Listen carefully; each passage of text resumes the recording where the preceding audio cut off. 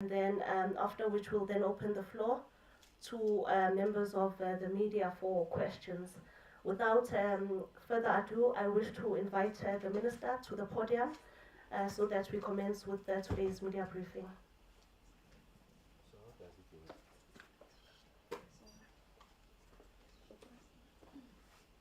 Hold this. You can put it down. Okay, no, thank you very much, colleagues. And just to thank Christopher, the general manager for Kusile, the station manager, for having created an opportunity for us to come to this iconic power station, to come and share with the rest of the country the tremendous progress that we are making in relation to the resolution of the energy crisis in the country. And also just to thank the members of the media for your consistent support, but also more significantly making it possible for us to be able to have a conversation with the South Africans in the form of households and also industry, because they do take a keen interest on the resolution of what I refer to as the preeminent question that is facing the South African economy today. The choice of Kusile is deliberate because first is that it is one of our two newest coal-fired power stations. In the recovery effort and the kind of progress that we are seeing today as a result of the sterling work that has been done by Christopher, Zandi, and the team that had been recovering the three units, Unit 1, 2, and 3 of Kusile, you know, the ones that were discontinued as a result of the flue gas desulfurization challenges, essentially the failure of the instrumentation or the mechanics that were meant to reduce the amount of sulfur that is emitted into the environment. We then applied to the Minister of Fisheries, Forestry and Environment for a special dispensation and exemption for a period of a year. And in that period, we wanted to return these units as soon as possible. The team achieved this feat by November of last year, 2023. The last of the units was on load. And that's why we have the benefit of an additional 2,400 megawatts as a result of that temporary arrangement. I want to say to the country that that's a temporary arrangement. That's what we had applied for. And that arrangement is going to come to an end at the end of the calendar year this year. And the team is hard at work. They remain on course to ensure that we restore, if you like, the original design, that we use the chimney that was clogged, to ensure that we go through the flue gas desulfurization unit. We are able to reduce the amount of sulfur content that is emitted into the environment. I must say that on all other environmental parameters, we still remain within the license regime. And I really want to say thank you very much to the team that has returned this. Of course, Zandile was key to that. Christopher, Chris, and the rest of the team were instrumental in the resolution of this problem. And as a result of that intervention, just Kusile today is trending at an energy availability factor of just shy of 93%. So that's an exceptional achievement for this team. And I really want to say thank you very much, Chris, to you and the team. Please continue to do the excellent work. I'm making a bigger point. What is the bigger point is that we have been deliberate on how to quickly to return these three units, 1, 2, and 3. And as a result of returning them early as per plan, we've gotten the benefit of an additional 2,400 megawatts, and those are contributing to the resolution of this problem. So the point I'm making is that all of these efforts are orchestrated. There's nothing sudden about what you are seeing today. And in fact, the picture looks even exceptionally better. What is it? I'm happy to say to the country, as I stand before you today, the energy availability factor of Eskom has breached the 70% mark. So we're at 70.78. That's significant. The last time we achieved this was in August 2021. thank you to the men and women of ESCOM. The exceptional work, starting with the chair of the board, Dr. Mteto, and the collective of men and women who are committed to the resolution of this problem. The members of the board who are bringing their expertise, their knowledge that has been accumulated over many years, and they've put that to the service of the country. And we are beginning to see this picture. And thank you very much to Dan Marokani, the group CEO, Mr. Bekin Numalo, and the rest of the team. And that's why we're here at Kusile, we'll be at Kendal, we'll be visiting all these power stations to say to the team, please continue at it and make sure that you help us to present this picture. Of course, the months to date, the statistics suggest that we're at 64.34%, and the year to date we're at 59.92, just shy of 60%. But we have breached the psychological mark of 70%. As I stand before you, as a result of this consistent performance. This is a deliberate performance, has been orchestrated, and I'll show you what the trend line is. Where have we recovered these additional megawatts? This has happened over a period of time. It stretches from the appointment of this current board in October of 2022. It gets to be codified in the Energy Action Plan unveiled by President Ramokgopa a few months earlier than the appointment of this board, in about July of 2022, the appointment of the minister in the presidency responsible for electricity, the stabilization of the management team, the introduction of incentive, performance-related incentive bonuses, the isolation of critical stations that required attention, and Kusile was one of those. And as I stand before you, I did say that Kusile is trending close to 93%, when in fact we had initially characterized it as one of the problem stations, a focused attention, and that's why we are seeing the kind of numbers that we are seeing. As I stand before you, we are 47 days into no load shedding and counting. So this is significant. And of course, we have seen that in the public domain, there are those who are beginning to find their voice. They've been here at ESCOM. They were meant to achieve these numbers because of exceptional levels of incompetence, the flag bearers of underperformance. They have not been able to achieve this. Now, when it is achieved, they are finding their voice. So it's important that we dampen those voices, that we are able to illustrate in numbers the kind of achievement, exceptional achievement, that has been attained by these competent men and women, dedicated and patriotic to the resolution of the load shedding question.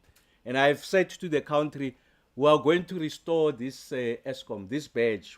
Its glory will be restored. And the best way of restoring it, as I've been saying to the team at ESCOM, is to ensure that we are able to resolve the energy crisis in the country. What do we know also about the other indicators? That essentially what we have achieved, our unplanned capacity loss factor, the rate at which these units are failing, at which these units are unreliable, that has been reduced by about 4,000 megawatts since the 26th of April. And this is due to extensive maintenance. So what's the point we're making? We had said previously to the country, you remember that reference when I say short-term pain, long-term gain, aggressive maintenance-led recovery plan is beginning to yield fruits. When we went into December of 2023, transitioning into January of 2024, we reached the highest levels of maintenance, planned maintenance, in the period of 3 years. We took out 18% of the total generation capacity into planned maintenance. And these units are coming back. And we had said that we are going to use the periods of low demand to ensure that we go aggressively into planned maintenance as we prepare ourselves for the winter period.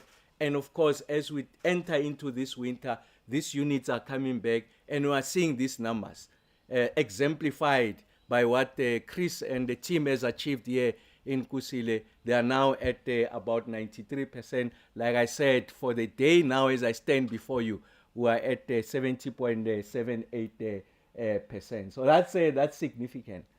And as a result of this improvement, it means that there is little reliance on the open cycle gas turbine.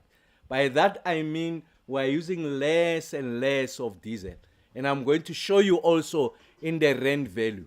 Because what we are told in the public domain, for those who have been unable to achieve this kind of exceptional performance, for those who suggest that this improvement is sudden, they want to deposit into the public domain that the results of this improvement is on the back of the burning of diesel.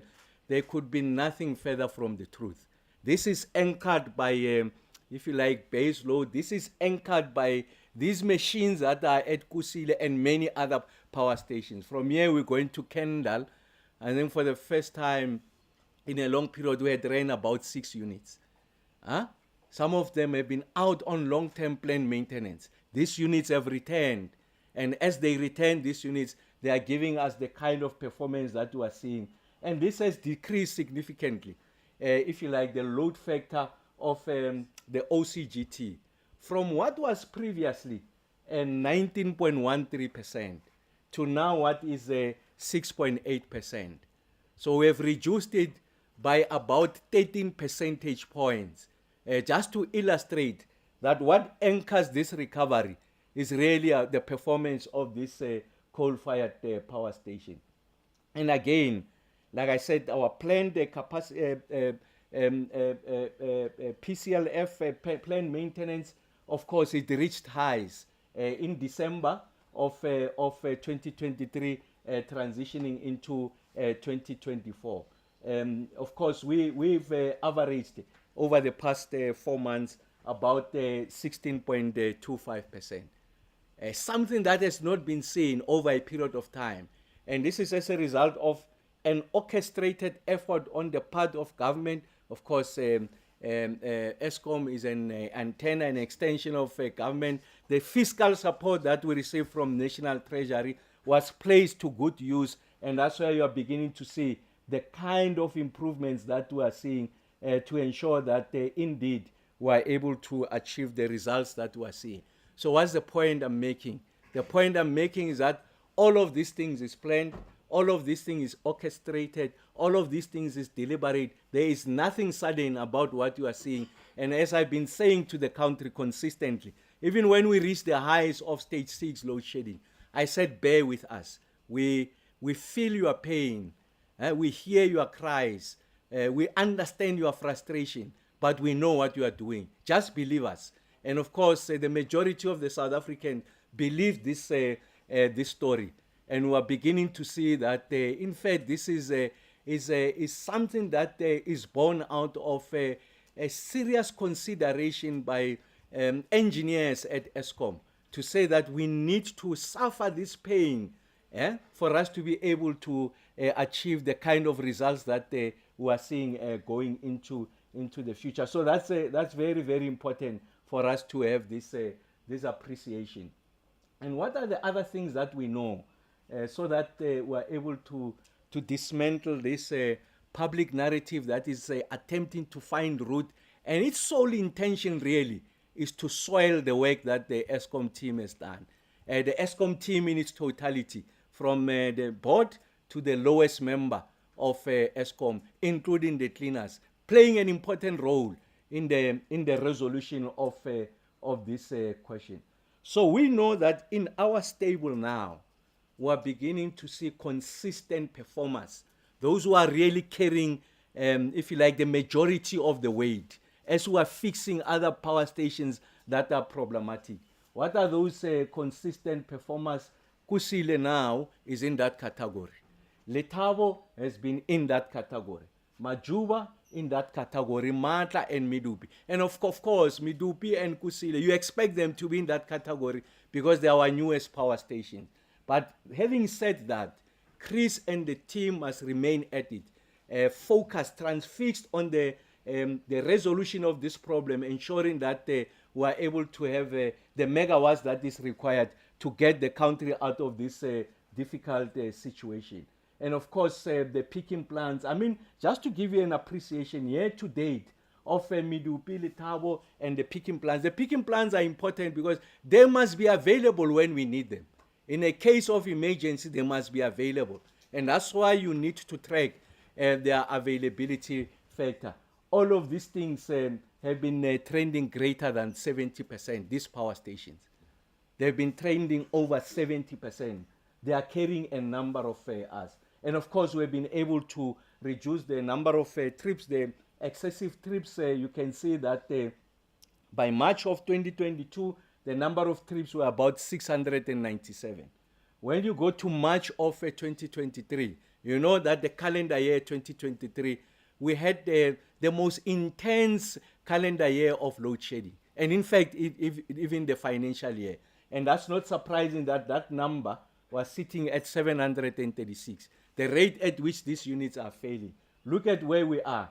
We are at 593, even much better than what was the situation in March of 2022. So all this thing can happen as a result of a deliberate and orchestrated effort to resolve the energy crisis. There is nothing sudden about this. It's been patient investment, and this investment is yielding fruit. We're beginning to get the dividends of these investments, and those dividends are shared with the greater South African economy, households, and industry. And that's why we're seeing this kind of picture that we're seeing.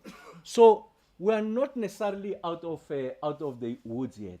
We need to ensure that we bring these other power stations to the levels of Kusile, Letabo, and Majuba and Medupi, so that across the entire fleet, when you use station by station, we should be above 70%, so that you don't have a disproportionate amount of weight carried by particular power stations when you have, when in fact you have perennial underperformance. And what we are trying to show here is that we are also beginning to see additional improvements in other additional power stations.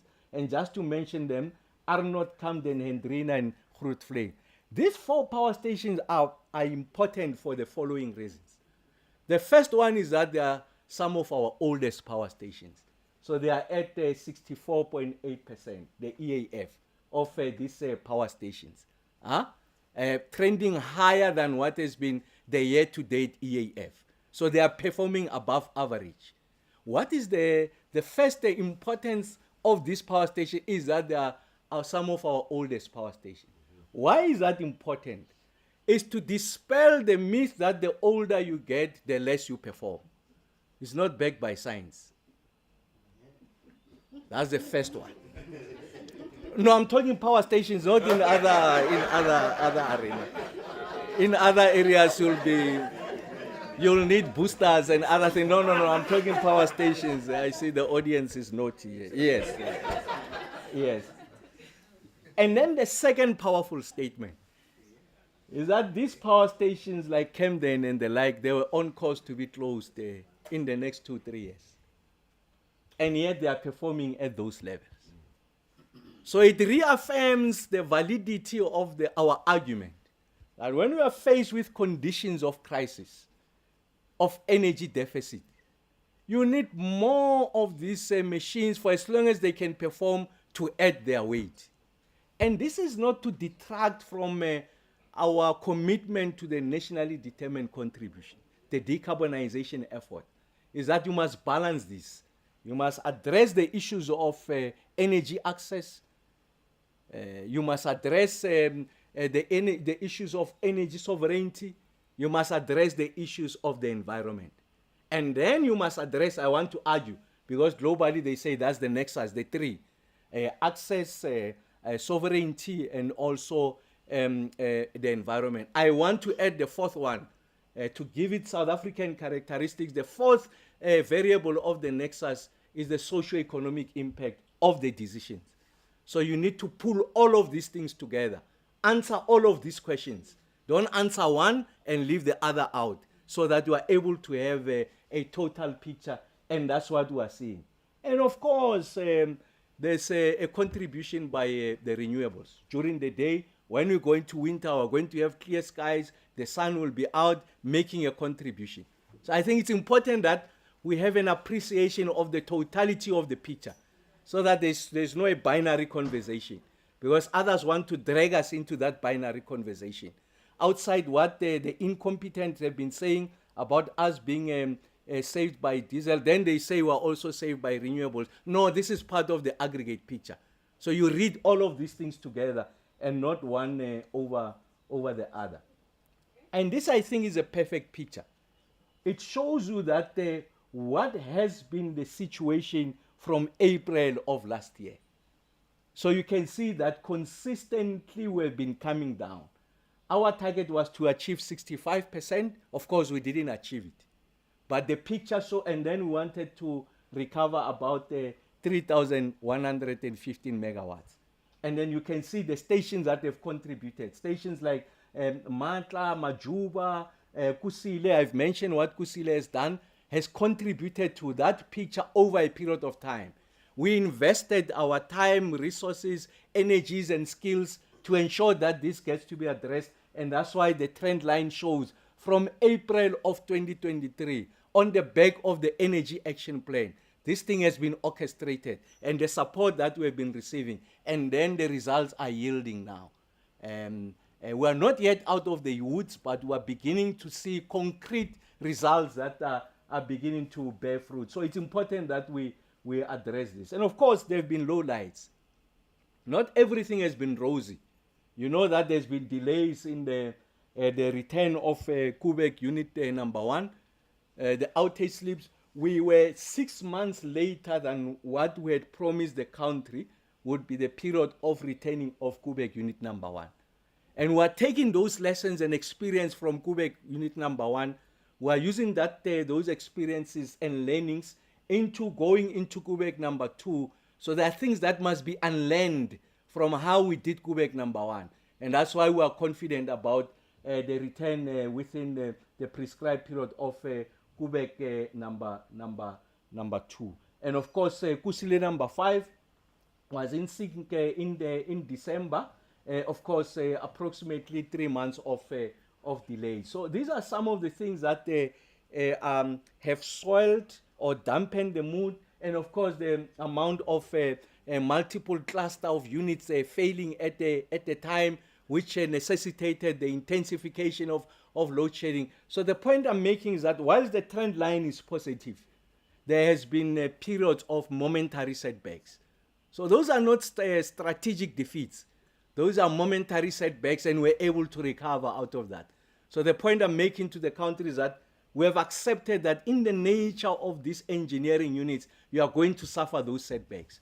But what we are doing now is to create a buffer to make it possible that even in instances where you suffer these setbacks, you either don't have to initiate load shedding, or the intensity of that initiation is not beyond stage 2, stage 3, which is what the winter outlook was saying. I think that's an important part to appreciate.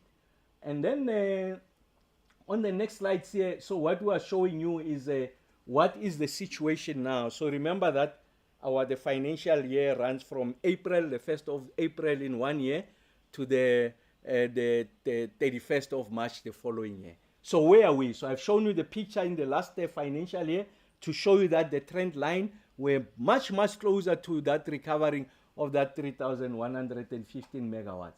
So where are we now, April? So essentially, we're talking April of 2024. We are going into March, but we have only been in this financial year. We can only account for April and a bit of May until today. So what are we seeing? We are seeing that the EAF of 58.5% is an improvement from what we had experienced in the similar in March of 2024. So the last month of the last financial year, the EAF was sitting at 54.45%. And then 2 months later, when you enter into the new financial year, we're at 58.5. So essentially over that period, we've added 4 percentage points. So again, you are beginning to see that this trend line is sustained. That's important. It is sustained. There are no significant reversals. And that's why you see the EAF of where we are. And of course, we have not seen any any load shedding. Of course, everyone can account. Of course, there's an area that requires attention. Is a failure of municipal infrastructure, the distribution infrastructure. And I've said on multiple points that it is important that we address the issues of illegal connection, that we replenish, invest in maintenance on those, the infrastructure, because there are communities in the country that although you have not experienced load shedding, they have been in the dark for sustained period of time. And I did say in the last briefing that we are engaging with SALGA and these municipalities to find the best way out of this situation. And we know that in some instances is that people, as a result of being out of jobs, I mean, it's a story that every household knows of.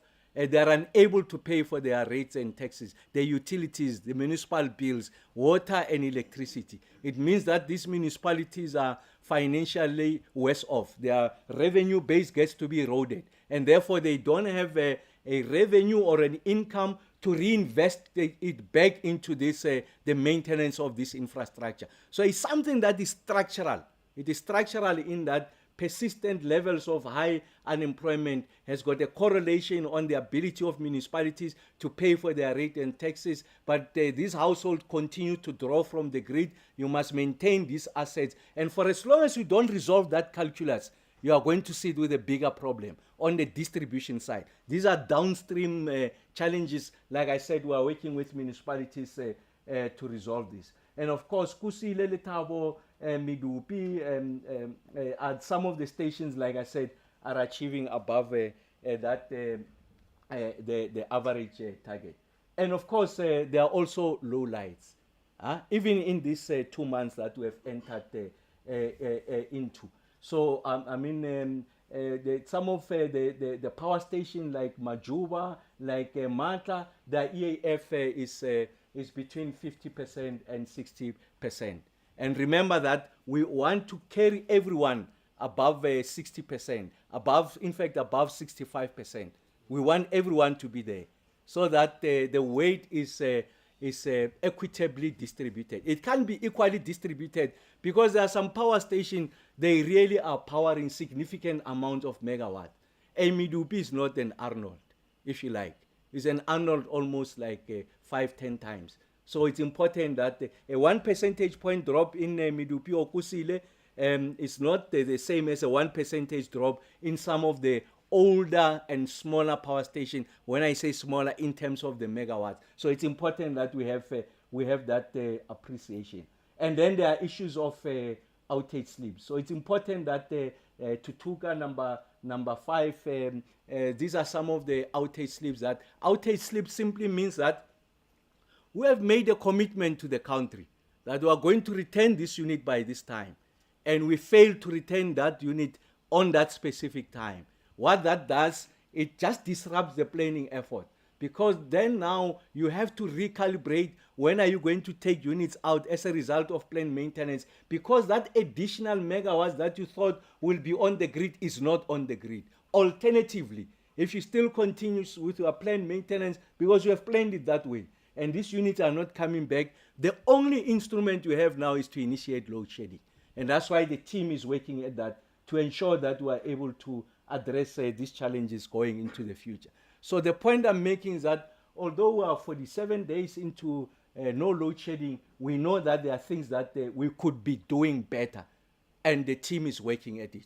And the team has illustrated they've got a track record of improving in areas of low performance, and that's what has given us what we are seeing now. And of course, what we're sharing with you is that generation performance, really a reconfirmation of what has been the case over a period of time. So you can see the 11th of May, the EAF was at about 68%. Yesterday, I think we're at 69.6%. Today, I'm saying we're above 70%. So you can see we're playing in that space. We're a 68%. We want to continue to improve it so that when we enter into this cold period, when the demand begins to surge, you are at those levels, and therefore you don't need to initiate any load shedding or any intensity of load shedding. And you can see again that the UCLF compared this year in May, those dates in May, the 5th, the 6th, the 7th, 9th, and the like, they have been down by about 34, 38%. So consistently, the amount of units that are out, that are not on load, are coming down significantly. You can see there, we're averaging close to about 34%. So that's a consistent performance. That's not sudden. It's something that has been orchestrated and manufactured over a period of time. And like I said, you are beginning to see the kind of results that we are seeing. And then this is for everyone to see now. Because I think you know that one of the basis of our engagement with the public is that we are going to be transparent, we are going to be candid, and the conversations are going to be robust. So what is this spending on diesel? So you can see in rand value terms, the 5th of May didn't burn. 6th of May, 23 million, 11.9 million. 10th of May, we didn't burn. 11th of May, we didn't burn. Yesterday, we didn't burn. So this you can see that the story is not correct. The story is not true. So it's just the naysayers exceptionally uncomfortable with the fact that the country is making the kind of progress that it's making. And like I said, some of them had an opportunity to lead this august institution. What they've done is to continue its erosion. And what the current team is doing is really lifting the curve, that we are getting it right. We are confident. We will not go back to those days because the team knows what they are doing. Exceptional levels of competence. And of course, naturally, people will be aggrieved that no, I was there, it means they are banning this. We are not banning this. You have been banning it, we are not banning it.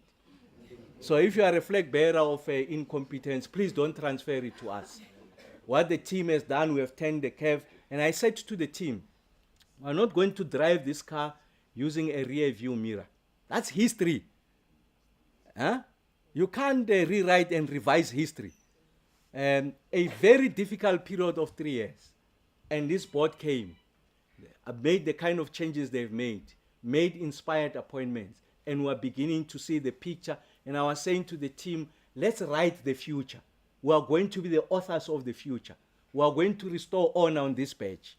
It is us who are going to restore the respectability of ESCOM. It is us who are going to ensure that indeed load shedding is something of the past, and there will be a chapter written about these men and women who have made it possible for us to achieve this.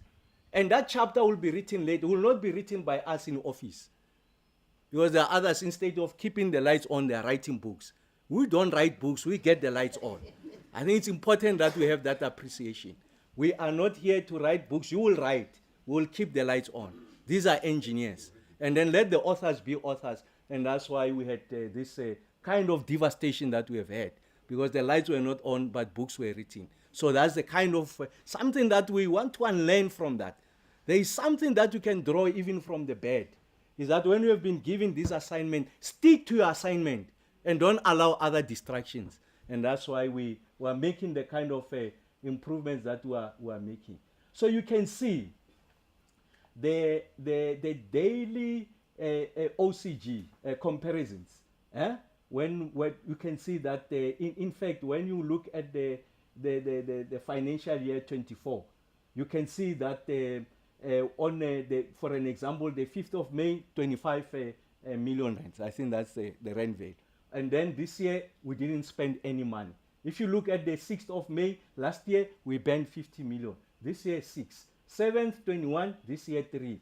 8th of May, last year, 52 million, this year, 3.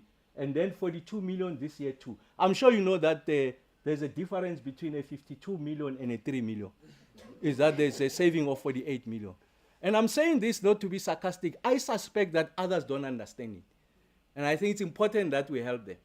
And if you have not proceeded beyond metric, and you have not done arithmetic as you are studying, you can be a leader of a political party. Schooling is very important because it helps you to understand these figures. I will not make an assumption that so the fellow goes out, genuinely he believes that. And I think he needs help. as opposed to us, it's genuine call for help. I really don't know that if last year you spent 28 billion on the 10th of May, and this 28 million, I'm sorry, on the burning diesel, and this year you didn't spend any money, you can't tell that 0 is different from 28. That's the point I'm making. So the point I'm making is that it's a call for help. We'll help them. I think it's important, and that's why we take this moment to share these numbers. And that's why I'm speaking slowly so that he does understand that we are making the kind of progress that we are making. Because we'll not allow ourselves to be bashed and almost be defenseless. When these men and women have invested so much, and someone goes into the public and just soils the work that we are doing, because we have disarmed them. I'm talking from a political side. This is not an ESCOM story. It's a story of the 6th administration.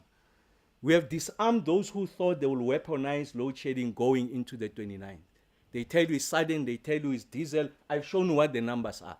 And I continue to show you what these numbers are.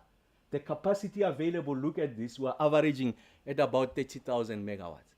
Compared to last year in May, where we're averaging 27,000 megawatts. So from a capacity point of view, we have added 3,000 megawatts. But the story becomes even much better. When you look at plant maintenance, this year we are 1,100 to 300 megawatts ahead, more than what was the case in May of last year. So you add on that 3,000 megawatts that we have made here to that 1,000, another 1,000, we are 4,000 megawatts better than where we're at. And what is the good story is that the unplanned capacity loss factor, we have moved it from 17,000 megawatts to about 12,000 megawatts. So essentially it's a delta. A delta is a difference between the two of approximately 5,000 megawatts. That's what we have achieved. And then you say this is sudden. There is nothing sudden about this. There is no magic. It's no black magic. It's science at work.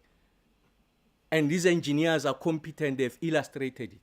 Chris, Zandi, and the team across the board, I'm mentioning these two because we are at Kusile. They have done this. And they must be commended for that.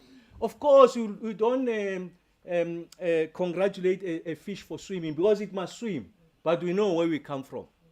So it's important that we say keep at it and make sure that we are able to address this situation going forward. So I really want to say to the team, thank you for breaching the 70% EAF.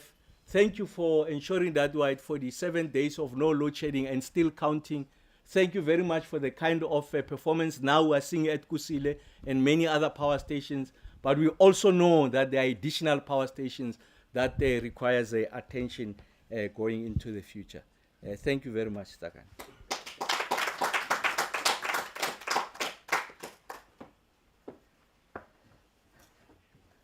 Thank you very much, Minister, for sharing such valuable insights and updates with us, and on a very consistent basis. I think that your commitment to a high communication availability factor as well has really added a lot of value to transparency for all to see the journey that it has been.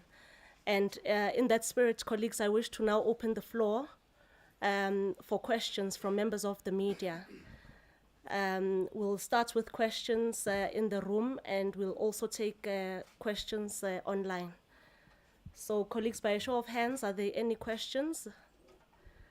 Okay, we'll take you. Any other? Okay, so we've got one question in the room, and then Kutlwano will take us through the online questions. Can you kindly speak up? Because sure. My name is Ramokgopa from BBC News. My question is to the Minister. I think in a short soundbite. I got all of that, but it needs to be a little bit concise. What is it that your department has done to ensure that load shedding was kept at bay for such a long period of time? And secondly, what is it that you can say to South Africans currently to, in a form of, let me just rephrase that. Is load shedding going to come back after the elections as has been, as has been said by many in the political space, that this is probably an electioneering campaign by the governing party. Thanks, Nomsa. I'm checking once again. Are there any questions in the room before we? Yes, Katla. Katlego Logodi from the SABC. I just wanted clarity on the agreement with the Department of Forest Fisheries and the Ministry with Mr. Barbara Creasy. What was the agreement between the Minister of Electricity and Minister Creasy? And could we then see similar arrangements made going forward, looking at the problematic power stations that we still have that will need attention going forward? He said that the expiry was the end of December. Maybe just clarity around what was the arrangement, and could we then see similar arrangements where other power stations are concerned going forward? Thank you, Katla. Yes. Veronica Mahwari from Newsroom Africa. Minister, you've spoken quite extensively that what we are seeing is genuine and a sustainable plan to keep load shedding at bay. But I think just for any other South African who's really just had difficulty planning their day-to-day life, what is it that could just hamper the work that the engineers at Eskom have put together and could potentially trip some of the buffers that have been put in place? What is the potential, sort of rock in the road for us? Thank you, Veronica. Any other questions in the room?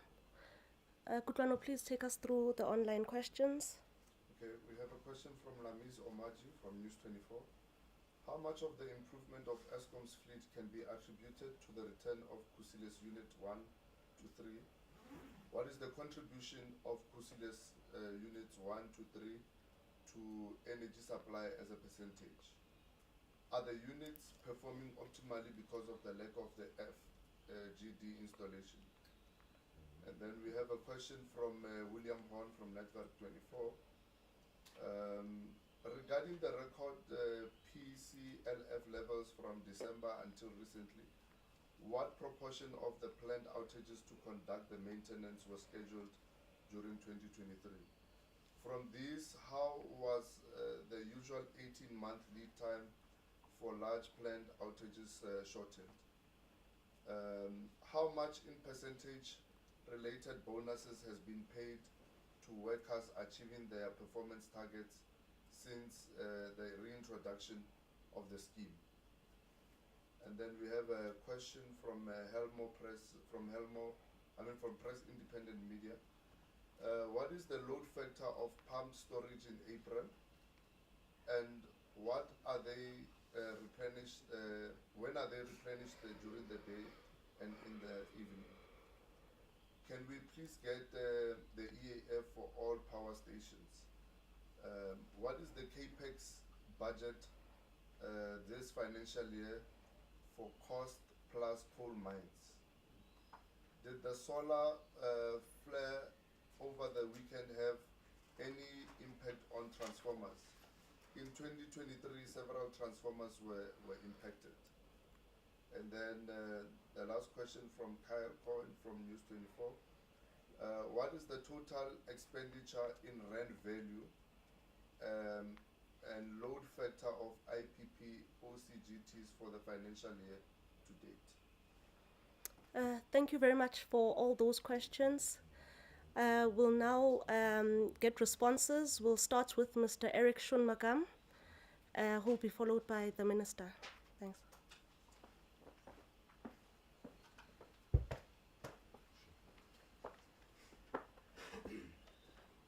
Hi, good morning, colleagues, and thanks for giving me the opportunity.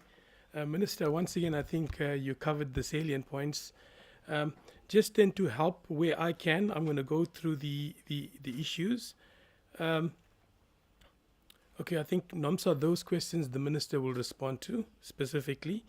Katlego, I think in terms of that question, the relationship and agreements, the Minister will respond to that as well. Veronica, I think in terms of what could hamper the work, so I think what I need to highlight, it's like planning, any of the parameters, looking at how the financial index does. So what we do is, based with the modelers that we have in Eskom, we do a 6-month winter plan. We also then would do a 6-month summer plan. And based on previous trends, the system operator independently puts together some assumptions. So what we have communicated on the 26th was that there'll be 3 scenarios.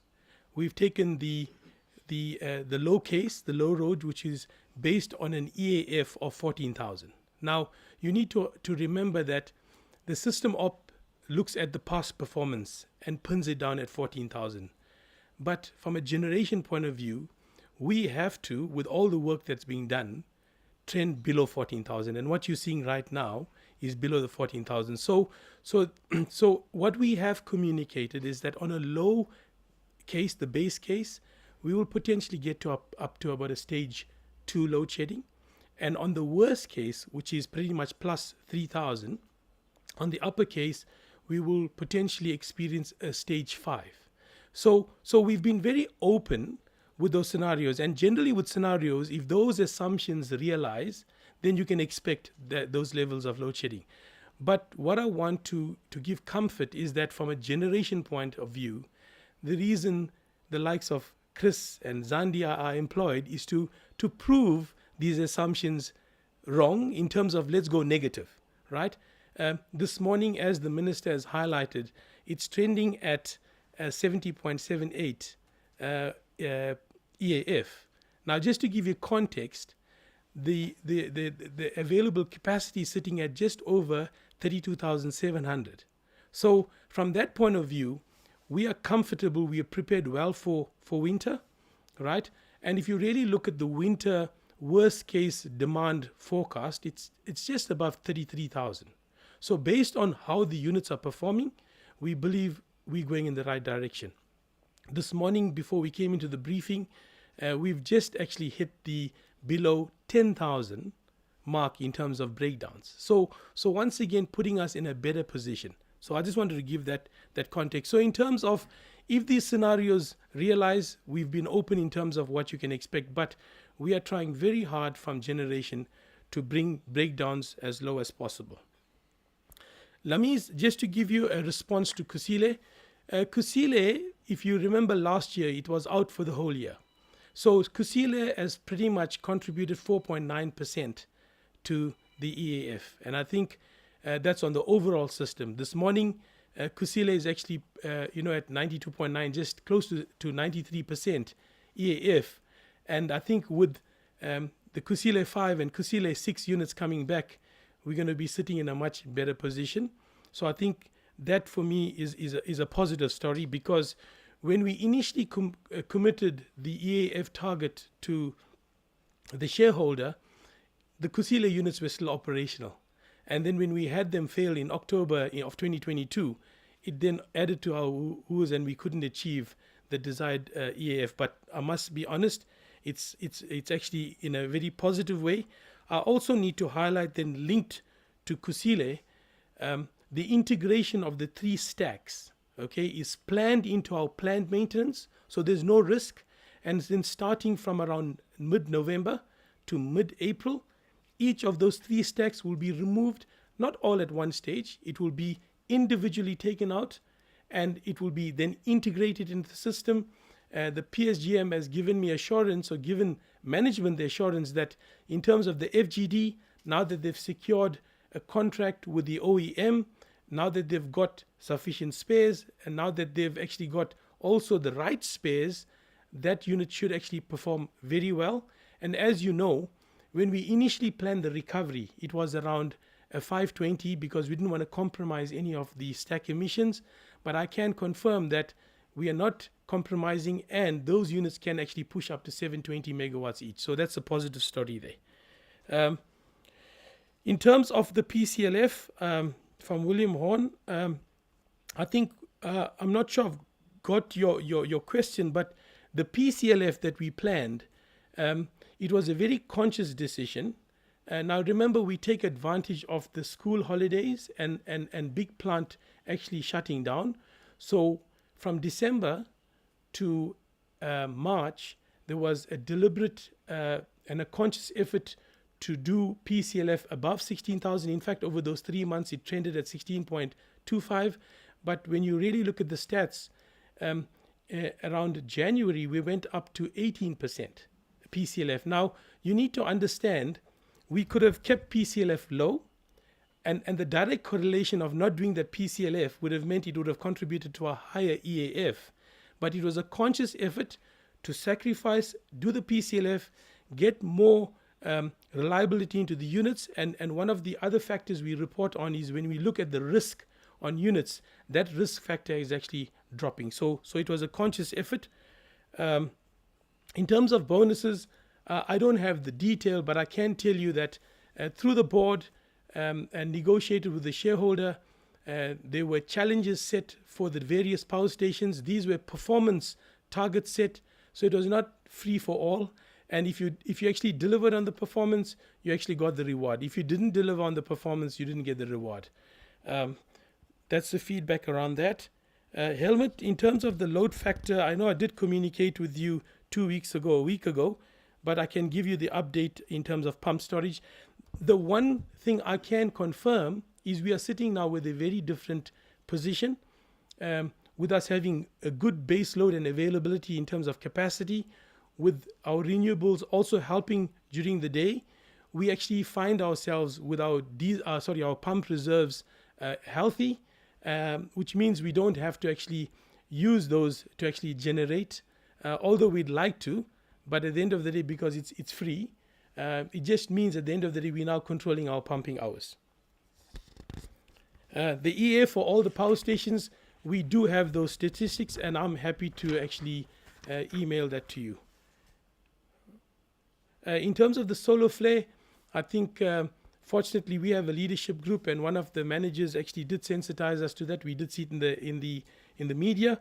I haven't heard of any specific, on the generation plant, any specific damage with regards to the solar flares. So I think that's pretty much what I can give. Kyle Cohen asked the issue on capex.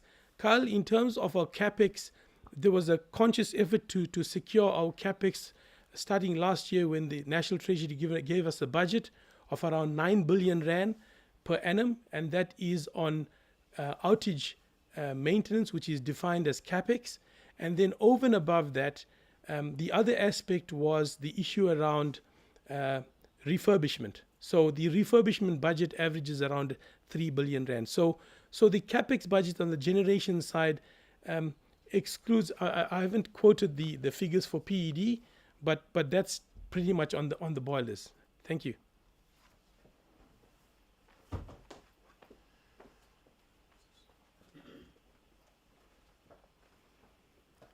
No, thank you very much, Eric. Maybe to Nomsa's question, I think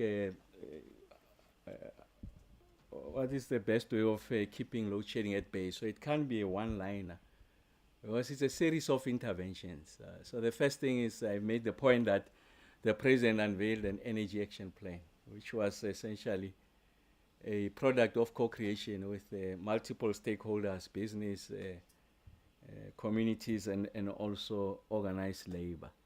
So the first point is that we are working on executing a plan.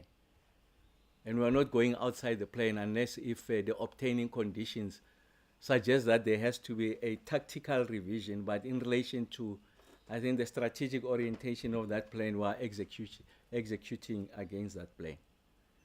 The second one is the stability of leadership. So a board led by Dr. Mteto, then stabilize the management team. So we get to a situation where a group CEO is appointed, the CFO then gets to execute his primary responsibility, if you like, his substantive responsibility as employed, someone who carried the ship, Caleb, and then what they do is also to appoint competent teams across the generation fleet. So they start with the head of generation, Mr. Ngumalo. He had Kusile. Chris was brought to come and work with the team. I can mention Mr. Moyo there, Bruce at Tutuka, and a number of stations they stabilized. So that's the people-related issues, including what Eric was referring to, the performance-related bonuses so that you are able to uplift the morale. And then the third one was just an articulation of what this coal fleet represents in the immediate future, and the fact that there was the delayed decommissioning of some of these power stations. I mentioned them, Camden, Arnold, and Grootvlei. What that does is it also lifts the morale of the employees. Just an appreciation that there's a contribution that they can still make going into the future, as opposed to stations that are coming to the end of life. And then the other dimension is the support they receive from National Treasury, that 254 billion that comes out in tranches. So it has been able to be reallocated. That capital allocation went into those power stations that were identified as the ones that are responsible for over 70% of the unplanned capacity loss factor. We're at it, and Kusile was one of those. Those units have been returned, and you are seeing the kind of improvements you are seeing. So what's the point I'm making is that we must maintain, if you like, that discipline. And that's how you are going to keep it at bay. You have not resolved it. Like I said, you need to have new generation capacity from new players. Private sector going to be very important. The aggressive rollout of rooftop solar solutions, very important.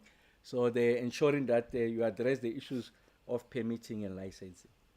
And then load shedding relative to the elections. I make the point that there is something fundamentally illogical about that argument. That you are suspending, or you are doing some miracle, you put load shedding at bay so that you increase your prospects of winning the election. Let me tell you what puts the administration on the back foot, the governing party. Is the fact that people are out of employment. Is the fact that the South African economy is truncated.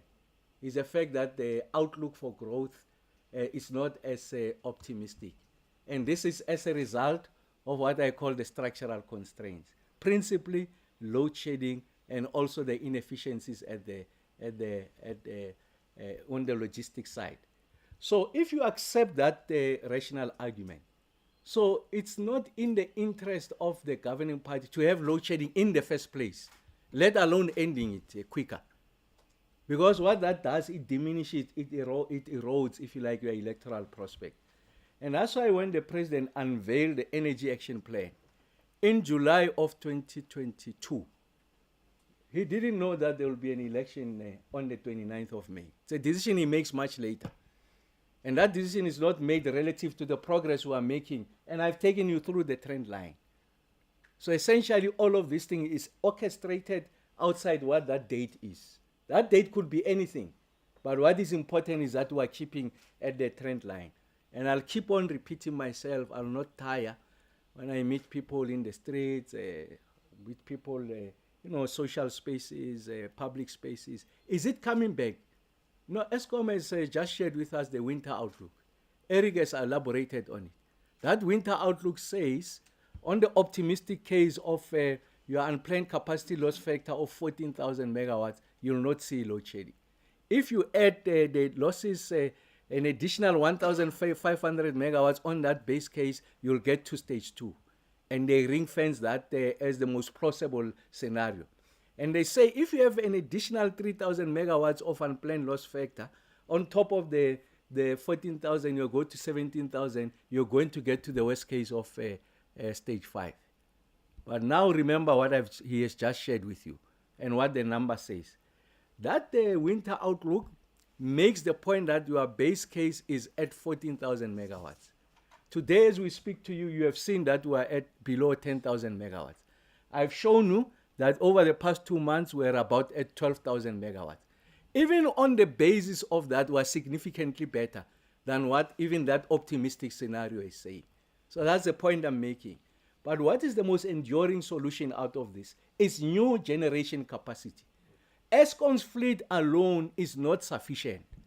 And that's why Eskom is working on new generation, the 3,000 megawatts of gas to power. That's why the reforms introduced by President Ramokgopa makes it possible for us to accelerate the onboarding of new generation capacity.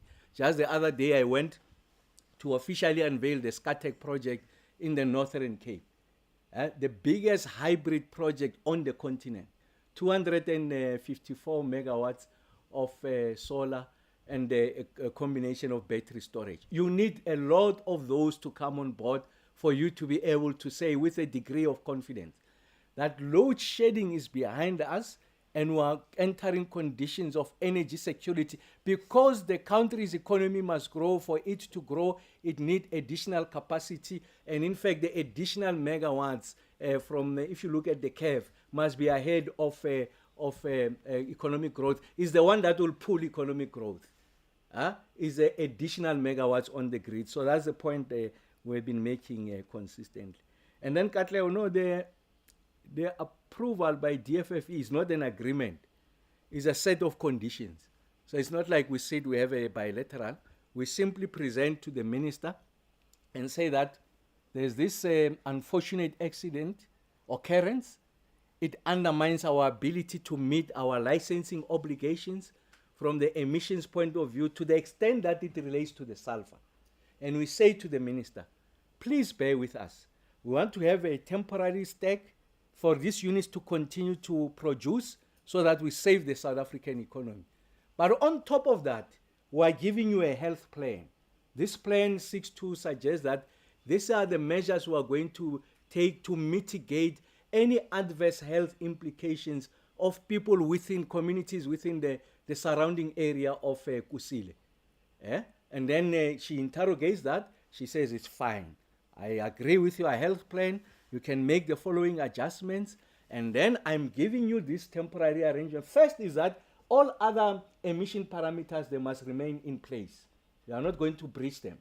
The second one, I accept that you are going to exceed your limits, but then give me the mitigation, and then we present the health plan.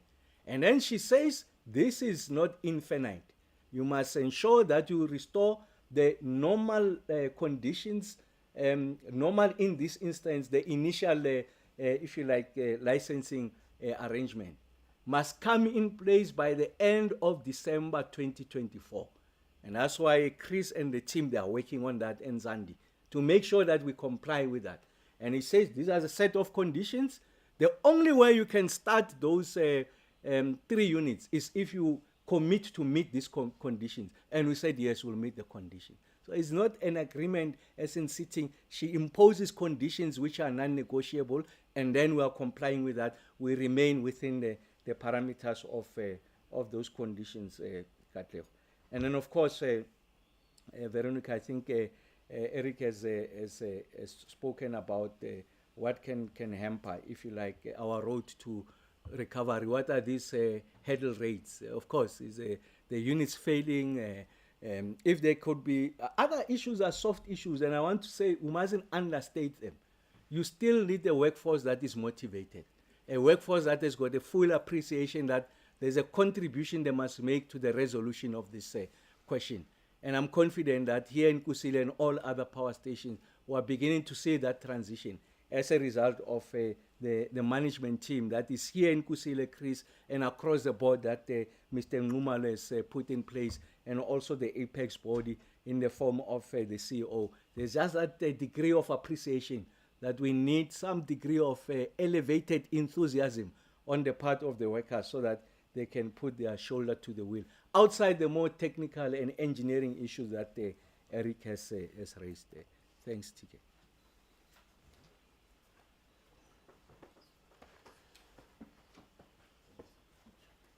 Thank you very much, Minister and Eric, for all the responses.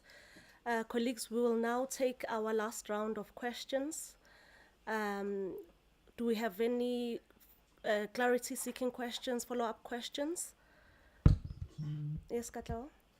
Katlego again from the SABC. Mine is to also just find out, I have the minister saying that they're working with SALGA and municipalities to address some of the concerns and issues coming from these municipalities. We saw ESCOM about last week or a week ago saying that they're approaching the High Court to seek a declaratory order against City Power, looking at the debt that has been incurred, and City Power is not keeping up to its obligation where this debt is concerned. Maybe give us a sense of the challenges that ESCOM is having where this arrangement with municipalities are concerned, and could this then hamper the efforts that the minister have highlighted there, to say that they're working with SALGA to try by all means to just understand the challenges that municipalities are going through, especially where infrastructure and those where infrastructure is concerned.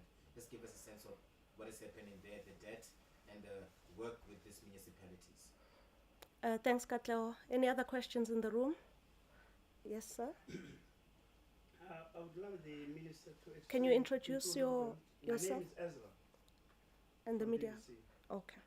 I would love the minister to explain to the people who are not scientists and who are not engineers. The establishment was supposed to be finished in it started in 2008, and it was supposed to take about 6 years. And we are 16 years later now, and it was supposed to have 16 generating units at about 800 megawatts each. When does the minister think this will be finished in terms of this establishment? Okay. So you're referring to Kusile? Yes. Okay. Because other people don't understand all this other jargon of engineers and statistics. They want to know, we built a hospital Okay. with 8 surgeries, or or 20 rooms, or a school. When is this going to be finished, so that people understand? We are 16 years behind now. This one. Thank you. Any other questions in the room? Gudwano, do you have questions online? Yes, we have two. Okay, the first one is from Lamis Omaji again from News 24. Can we get clarity on time frames over which 70% EAF was measured against? And then the second one is ESCOM said on the 10th of May that financial year was April to June 2024. Is that a typo? That is from Helmo from Press. That's all. Okay. Thanks for the questions. Once again, we'll start with Eric, who will then be followed by the minister. Thanks.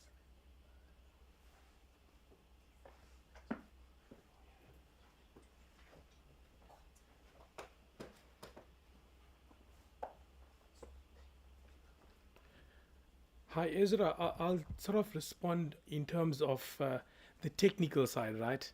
So in terms of Medupi and Kusile, there's been some hurdles. But having said that, I think what was important is that Ingula overcome all the issues and actually delivering. On the Medupi and Kusile in 2018, we actually highlighted 6 major defects on all 12 units. Okay, so the project actually started in 2018. Lots of negotiations with the contractor, and we were able to actually reach, a consensus that these defects were actually introduced when the units were built.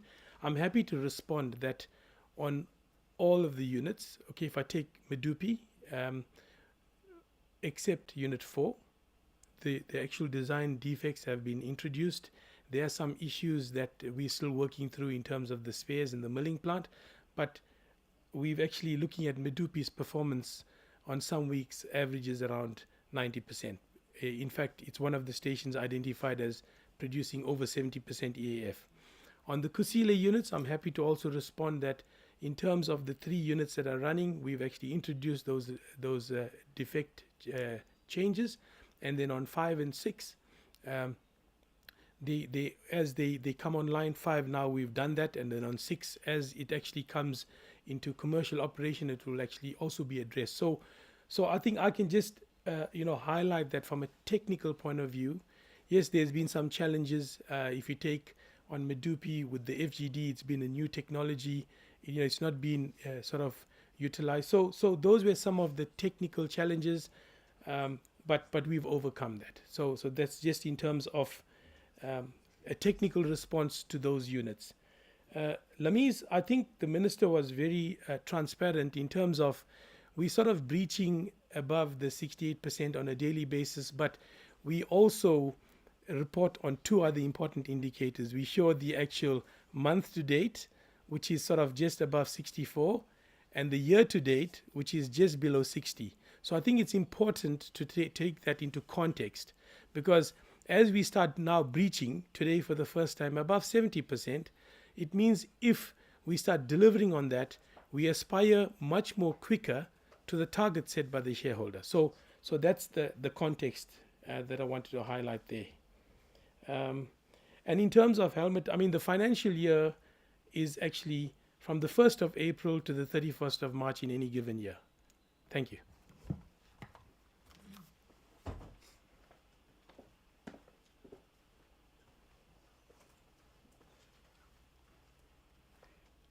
Thanks, Katlego. Just to your question, I mean, on the details of the issues between City Power and Eskom, that's a management issue. I'm sure Eskom at the right time, whoever is designated will respond to that on whether they owe, whether City Power owes them $1 billion or whether as City Power claims Eskom owes them $3 billion.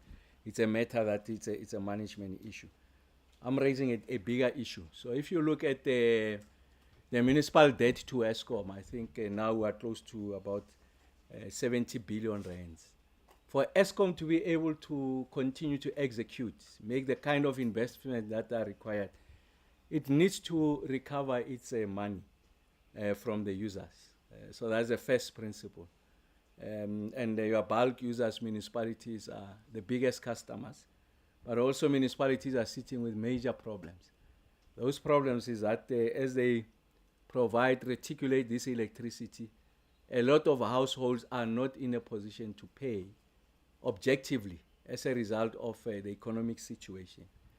And you have a category of customers who choose not to pay. So they've got the means to pay, but they choose not to pay.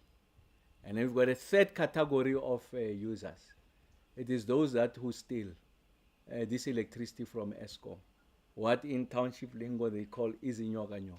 So you can see that the municipal revenue base is eroded as a result of subjective and objective factors. And as a result of that, they are unable to meet their monthly obligations to Eskom. And we know that the situation is across municipalities. If you see the situation of Johannesburg, you see the situation of Tshwane, you are big metros, you don't necessarily think that they should be having this issue, but it's a major issue. And then when you go to local municipalities, it's even worse. I mean, we've got municipalities that owe Eskom such astronomical amounts of money that they will not be able to pay Eskom, even if they were to try and do that diligently from their entire revenue. If it was to be paid to Eskom, they will not achieve that even in the next 10 years. So it requires a different conversation. And that conversation with Salga is to resolve that question. First is that Eskom must be paid its dues, because Eskom has got obligations to meet. It needs to ensure that it maintains these power stations. Where you buy from IPPs, where you import this, you still meet those contractual obligations. And on the other part is that there are payers who are diligent, that is consumers, and they should not be penalized as a result of those that are delinquent. Those who choose not to pay when in fact they've got the means and the capacity to pay. So you must be very delicate on how you resolve that. And then you've got another category, like I said, of people who just can't pay. So they're either unemployed, they're pensioners, essentially they're on the indigent register of municipalities, and government has agreed that there's a specific allocation of electricity that will be given to them for free. But for as long as some of these infrastructure challenges are not resolved, you are not able to pass on that benefit to these consumers.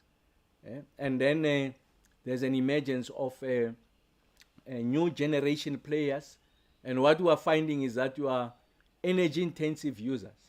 You are big customers to municipalities, are the first one to jump ship and have their own generation capacity and or draw from other independent power producers. So what that means is that, again, it reduces, if you like, the fiscal runway of municipalities. So municipalities are over time going to become illiquid, unsustainable, and they will not be able to fulfill their constitutional obligations. So that's the conversation we're having with SALG on how best to resolve this very complex, if you like, calculus. Of course, you can I say that it's going to be very difficult, but SALGA is committed to that conversation. But like I said, on the specific issues, how you deal with city power, how you deal with some municipality, it's for ESCOM to make that determination. We are answering a more transversal question, which is really about the political economy of electricity, its implication on the SOE, that is ESCOM, municipalities, customers, and the South African economy. That's the question that we are answering. So let me really take the opportunity to thank you, thank everyone who has made time to listen to us. Just thank the members of the media. It really means a lot that you take time to make it possible for us to have this update with, if you like, the South African population, industry, and households, and we keep on updating them. So thank you very much. We wish you the best of the day. Thank you.